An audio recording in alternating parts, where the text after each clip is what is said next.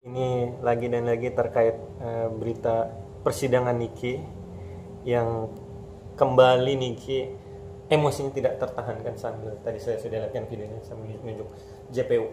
Ini menurut Ibu sebagai seorang ahli psikiater gimana melihatnya Ibu? Jadi kita kembali kalau ada suatu perkara, kita lihat orangnya, dalam hal ini Nikitanya, kemudian masalahnya, bukan hanya masalah, tapi juga tanggapan terhadap masalah ini. Sebelumnya kan sudah terjadi clash dengan JPU. Sekarang apakah itu terselesaikan? Pada saat awal memang akhirnya sudah tenang.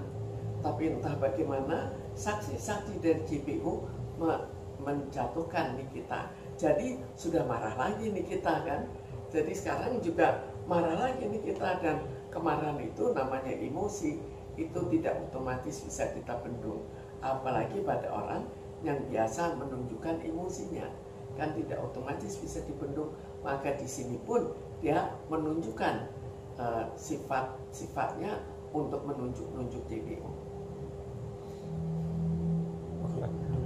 Dan selain dia ibaratnya yang seperti Ibu bilang, dia emosi itu berdasarkan situasi dulu yang seminggu lalu kan sempat ceria yang kita bahas, mukanya sambil senyum. Sekarang kembali lagi emosi, ini emang sudah seperti ya. Sekarang kita lihat kapan cerianya datang, kapan emosinya datang, kapan dia tenang.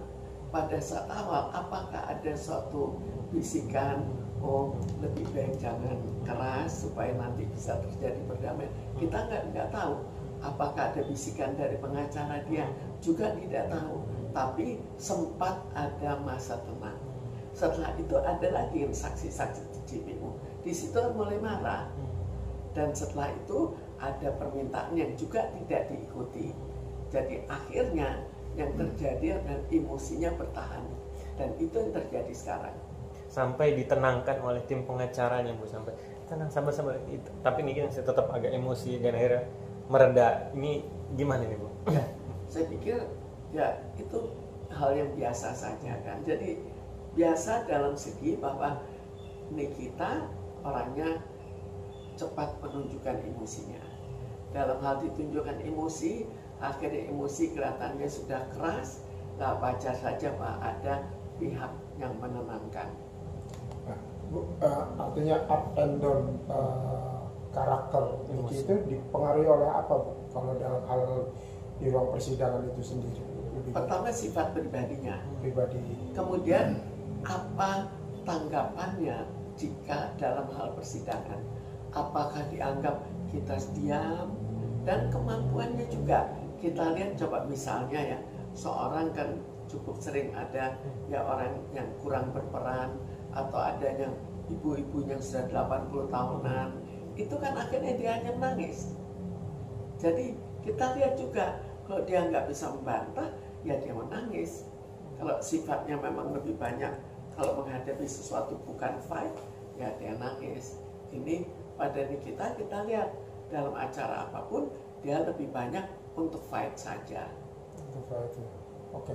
Ya, kita juga sebagai awak media juga kadang-kadang bingung juga Bu melihat apa sosok Nikita Mirzani ini, artis yang kontroversial, sensasional, tapi juga dia mempunyai apa ya, intelijensia yang cukup lumayan Bu ketika mengungkapkan pertanyaan-pertanyaan kepada saksi ahli yang dihadirkan di situ. Nah itu bagaimana ya Bu melihat? Jadi kalau kita mau melawan, kita harus ada inteligensi tertentu. Kalau kita tidak bisa menanggapi, tidak akan kita melawan. Tapi kalau kita sanggup menanggapi, maka kita harus ada tambahan lain lagi, yaitu kepribadian kita. Apakah cocok sebagai seorang yang akhirnya melakukan perlawanan? Kan kita tidak bisa misalnya seorang yang diam, tidak melakukan apa, kemudian dia suruh berkelahi. Kan dia kembali temperamennya, sifatnya, kepribadiannya. Oke, kalau menurut Ibu sendiri intelijensianya Nikita Mirzani itu di tahap yang mana Bu? Sedang atau di atas? Kita sedang? tidak mempersoalkan keseluruhan, tapi jelas di atas rata-rata. Di atas rata-rata ya. Oke. Se- Tapi dia tidak bisa mengontrol emosinya Emosi. juga Bu ya. sebanding dengan emosinya bisa. Ya, emosi adalah sesuatu yang tersendiri. Orang bisa aja emosi, inteligensinya tinggi, inteligensinya rendah pun bisa. Kalau emosi ya, jadi kita tersendiri. Ini emosi, lalu ini inteligensi. Selain dia menunjukkan sikap emosi yang marah yang menunjukkan gitu, dia juga sempat mengejek JPU dengan gaya anak Velocity yang begini-gini sambil ini gitu, ibaratnya kayak Mengejek. nyinyir mengejek JPU saat persidangan, dan sempat ditegur oleh hakim juga. Ibu melihatnya seperti apa? Kita lihat biasa kan dia ngecek-ngecek ya, bukan hanya di persidangan tapi di acara-acara lain kan cukup sering. Jadi itu suatu sifat, suatu kebiasaan yang ada pada dirinya. Lalu dia bertemu dengan JPU-nya, dia anggap sebagai musuhnya, ya keluar juga acara itu.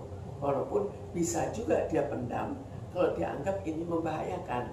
Tapi kalau betul-betul emosi murni yang keluar, maka dia akan kembali mengejek. Oke. Bu, kalau dilihat dari kasusnya kan dugaan pencucian uang dan pemerasan. Nah, kalau melihat dari proses